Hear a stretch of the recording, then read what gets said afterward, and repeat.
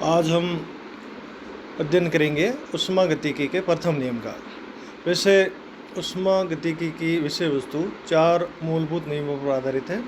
शून्य नियम, ऊष्मागतिकी का प्रथम नियम, ऊष्मागतिकी का द्वितीय नियम और ऊष्मागतिकी का तृतीय नियम। ऊष्मागतिकी के शून्य नियम के बारे में हम पहले चर्चा कर चुके हैं। आज हम देखेंगे ऊष्मागतिकी का प्रथम नियम, जिसे ऊर्जा संरक्षण का सिद्धांत भी कहते हैं। ऊष्मागतिकी का प्रथम नियम ऊर्जा संरक्षण का नियम भी कहलाता है। इस नियम के अनुसार ऊर्जा को न तो उत्पन्न किया जा सकता है और न ही नष्ट किया जा सकता है, परंतु ऊर्जा के एक रूप को दूसरे रूप में परिवर्तित किया जा सकता है, और जब एक रूप विलुप्त होता है तो दूसरा प्रकट हो जाता है। इस कारण इस नियम को ऊर्जा संरक्षण का नियम भी कहते हैं। इस नियम को और भी कई तरीके से व्यक्त किया जा सकता है। जैसे हम ये भी कह सकते हैं कि किसी तंत्र और उसके पारिपार्श्विक यानी प्रतिवेश की कुल ऊर्जा स्थिर रहती है, यद्यपि ऊर्जा एक रूप से दूसरे रूप में परिवर्तित की जा सकती है। यानी तंत्र और प्रतिवेश की कुल ऊर्जा का मान स्थिर रहेगा, हालांकि एक ऊर्जा के एक रूप को दूसरे रूप में अपन परिवर्तित कर सकते हैं। इस नियम को एक और तरीके से भी अपन व्यक्त कर सकते हैं कि एक विलगित तंत्र की विलगित तंत्र वो होता है जो परिवेश के साथ न तो द्रव्यमान और न ही ऊर्जा का विनिमय करता है। तो हम उस विलगित तंत्र के लिए चर्चा करें कि एक विलगित तंत्र की सभी प्रकार की ऊर्जा निश्चित एवं सहति अपरिवर्तित रहती है। ऊष्मागतिकी के प्रथम नियम के निष्कर्ष हम ये निकाल सकते हैं। उसके जो निष्कर्ष प्राप्त होते हैं वो ये है। एक पहला निष्कर्ष ये कि ब्रह्मांड की कुल ऊर्जा स्थिर है, अर्थात ब्रह्मांड हम जानते हैं कि तंत्र और प्रतिवेश मिलकर ब्रह्मांड बनाते हैं, अर्थात किसी तंत्र और उसके प्रतिवेश की कुल ऊर्जा स्थिर रहती है, यद्यपि ऊर्जा रूपांतरण संभव है। और दूसरा निष्कर्ष अपन ये भी निकाल सकते हैं कि किसी प्रक्रम में यदि ऊर्जा के एक रूप की निश्चित मात्रा लुप्त होती है तो उसके तुल्य दूसरे प्रकार की ऊर्जा अन्य रूप में अवश्य प्रकट होती है। इसका तीसरा निष्कर्ष या अपन कह सकते हैं कि इसकी एक परिभाषा ये भी है कि no such a perpetual motion machine can be constructed which can work without taking energy. यानी ऐसी कोई शाश्वत गति मशीन, यानी निरंतर चलने वाली ऐसी कोई शाश्वत गति मशीन बनाना संभव नहीं है, यानी नहीं बना सकते जो बिना ऊर्जा का व्यय किए कार्य का उत्पादन कर सके या जिससे कार्य प्राप्त किया जा सके। यानी ऐसी कोई भी लगातार चलने वाली मशीन नहीं बनाई जा सकती जो ऊर्जा लिए बिना कार्य का उत्पादन कर सके, कार्य कर सके। यानी यदि कार्य प्राप्त करना है तो ऊर्जा का व्यय करना ही पड़ेगा। ये ऊष्मागतिकी के प्रथम नियम, जिसको कि अपन ऊर्जा संरक्षण का सिद्धांत कहते हैं, उसकी परिभाषा और उसके निष्कर्ष थे। अब अपन ऊष्मागतिकी के प्रथम नियम का गणितीय निरूपण करते हैं, mathematical formulation of first law of thermodynamics. हम जानते हैं कि जब किसी निकाय द्वारा ऊष्मा के रूप में ऊर्जा अवशोषित होती है, यानी कोई निकाय ऊष्मा का अवशोषण करता है, तो उसका कुछ भाग निकाय की आंतरिक ऊर्जा में वृद्धि करता है तथा शेष भाग निकाय द्वारा अपने वातावरण पर कार्य करने में व्यय होता है। ये कार्य प्रसार का यांत्रिक कार्य हो सकता है या विद्युत कार्य, कुछ भी हो सकता है। यानी जो तंत्र ऊष्मा अवशोषित करता है उसका कुछ भाग तो तंत्र की आंतरिक ऊर्जा बढ़ाएगा और शेष भाग जो है वो कार्य करने में प्रयुक्त होता है। मान लीजिए कि हमारे पास कोई एक गैसीय तंत्र है जो अवस्था ए में है, और इस अवस्था ए में उसकी ऊर्जा को माना कि EA है, और ये तंत्र ऊष्मा की निश्चित मात्रा, इसको मैं स्मॉल q से डिनोट करूँ कि वो Q मात्रा का अवशोषण करता है और अवस्था B में चला जाता है। यानी अंतिम अवस्था उसकी B है और जहाँ उसकी ऊर्जा EB हो जाती है। अतः हम कह सकते हैं कि क्योंकि तंत्र ने ऊष्मा का अवशोषण किया है और अवस्था A से अवस्था B में गया है, तो तंत्र की आंतरिक ऊर्जा में वृद्धि होगी, और इस आंतरिक ऊर्जा में हुई वृद्धि क्योंकि प्रारंभिक अवस्था से अंतिम अवस्था तक गया है, इसलिए ये परिमित वृद्धि है। तो मैं कह सकता हूँ कि delta E would be equal to, ये बराबर होगी EB माइनस EA। यहाँ डेल्टा E जो है वो तंत्र की आंतरिक ऊर्जा में वृद्धि को दर्शाता है, और ई बी अवस्था बी यानी अंतिम अवस्था में तंत्र की आंतरिक ऊर्जा है, और ई ए तंत्र की प्रारंभिक अवस्था ए में आंतरिक ऊर्जा है। माना कि इस अवस्था परिवर्तन में तंत्र द्वारा किया गया कार्य W हो, तो मान लीजिए यानी हम कह सकते हैं कि Q मात्रा में ऊष्मा अवशोषित की, इसका कुछ भाग तंत्र की आंतरिक ऊर्जा बढ़ाने में काम आ गया, वो डेल्टा E है, और जो शेष भाग है वो कार्य करने में प्रयुक्त होगा। और मान लीजिए कि तंत्र द्वारा किया गया कार्य W हो, तो प्रथम नियम के अनुसार, यानी प्रथम नियम यही कहता है कि कुल ऊर्जा, वो चाहे ऊष्मा हो कोई सा भी रूप हो, कुल ऊर्जा स्थिर रहती है। तो अवशोषित ऊष्मा जो थी वो Q थी, अतः हम कह सकते हैं कि तंत्र द्वारा अवशोषित ऊष्मा जो है वो इसका कुछ भाग ऊर्जा में वृद्धि करेगा तंत्र के, और प्लस तंत्र द्वारा किया गया कार्य। तो हम गणितीय रूप में लिख सकते हैं कि तंत्र ने जो अवशोषित ऊष्मा की वो उतनी की उतनी रहेगी, यानी एक रूप दूसरे रूप में चला गया, उसका कुछ भाग आंतरिक ऊर्जा में वृद्धि करने में और कुछ भाग कार्य करने में प्रयुक्त हो गया, लेकिन दोनों का जो परिमाण होगा वो समान होगा। तो तंत्र द्वारा अवशोषित ऊष्मा Q बराबर होगी डेल्टा E, और ये प्लस का चिन्ह करके मैंने ब्रैकेट में -W लिखा है। ये -W ये संकेत करता है कि जब तंत्र कार्य करता है तो कार्य ऋणात्मक होता है, और तंत्र पर कार्य होता है यानी प्रतिवर्ष तंत्र पर कार्य करता है तो कार्य के चिन्ह को आयुपेश के अनुसार अपन धनात्मक लिखते हैं, प्लस में लिखते हैं W को।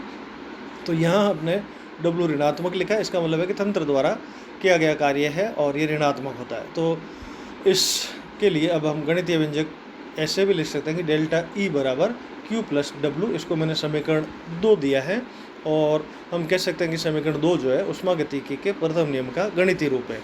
यहाँ विशेष बात यह है कि Q तथा W ये दोनों अवस्था फलन नहीं है, यानी ये परिक्रम के पथ पर भी निर्भर करते हैं, लेकिन इनका योग Q प्लस W का योग जो अपन ने डेल्टा E के बराबर लिखा है, और ये डेल्टा E एक अवस्था फलन है। ये केवल तंत्र की प्रारंभिक और अंतिम अवस्था पर निर्भर करता है, न कि परिक्रम के पथ पर। और हम जानते हैं कि हमने पढ़ा था कि जब तंत्र एक अवस्था से दूसरी अवस्था में, यानी प्रारंभिक आयतन V1 से अंतिम आयतन V2 तक गमन करता है गैसीय तंत्र, यानी प्रसार कार्य होता है, तो हमने इक्वेशन डेराइव किया था पिछले लेक्चर में कि W equals minus integral of P/dV limits are from V1 to V2। और ये मान यदि हम समीकरण 2 में W की जगह रखें तो अपने पास प्रथम नियम का जो गणितीय व्यंजक है वो इस रूप में आ जाएगा, delta E equals Q minus integral of P/dV limits are from V1 to V2। इसको हमने इक्वेशन नंबर 3 मार्क किया है, और ये भी ऊष्मागतिकी के प्रथम नियम का ही एक गणितीय रूप है। और तंत्र द्वारा ऊष्मा अवशोषित करने पर Q का मान धनात्मक होता है, और जब तंत्र ऊष्मा उत्सर्जित करता है, मुक्त करता है, तो इसका मान ऋणात्मक होता है।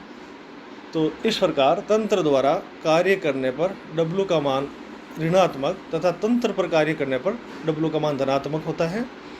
और ये एक परिमित परिवर्तन था। मान लीजिए कि तंत्र में अन्य सूक्ष्म मात्रा में परिवर्तन हो, तो ये जो समीकरण 2 अपन ने ऊष्मागतिकी के प्रथम नियम का गणितीय व्यंजक लिखा था, उसको हम अन्य सूक्ष्म परिवर्तन के लिए निम्न प्रकार परिवर्तित कर सकते हैं, जो अपन ने किया है कि DE डेल्टा E की जगह, डेल्टा E एक परिमित परिवर्तन है, DE अनंत सूक्ष्म परिवर्तन है, तो हम लिख सकते हैं DE इक्वल्स DQ। वहाँ समीकरण 2 में अपन ने Q लिखा था, Q एक परिमित मात्रा में ऊष्मा का अवशोषण था, या यदि अत्यल्प मात्रा में अवशोषण करता है तो इसको अपन DQ लिखेंगे।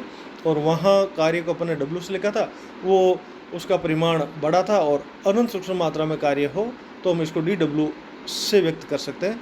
तो अनंत सूक्ष्म परिवर्तन होने पर ऊष्मागतिकी के प्रथम नियम के गणितीय व्यंजक, जिसको अपन ने समीकरण 2 से दर्शाया था, उसको अपन इस तरह से भी लिख सकते हैं कि DE equals DQ plus DW।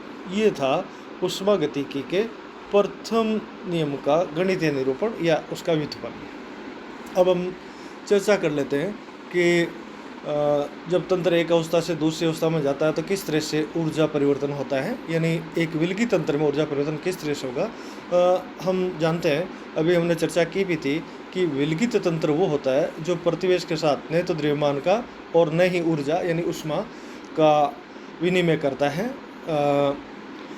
और हम कह सकते हैं कि एक विलगी तंत्र अपने पारिपार्श्विक से ऊर्जा का यानी उष्मा का विनिमय नहीं करता है। और जब उष्मा का विनिमय नहीं करता, जब किसी प्रक्रम में उष्मा का विनिमय नहीं होता तो वो रुद्धोष्म होता है। अतः रूपांतरण यहाँ रुद्धोष्म परिस्थितियों में होगा। और रुद्धोष्म परिस्थितियों में अपन जानते हैं कि Q बराबर 0 होता है, अर्थात अवशोषित उष्मा Q का मान 0 होगा। यदि Q बराबर 0 हो तो जो अपन ने समीकरण 2 से उष्मा गतिकी के प्रथम नियम का गणितीय व्यंजक लिखा था, उसको अब हम Q बराबर 0 कर दें तो हमारे पास जो एक्सप्रेशन है वो आ जाएगा delta E equals plus W. इसको हमने समीकरण 5 से दर्शाया, इसको मैं ऐसे भी लिख सकता हूँ कि delta E minus W equals 0।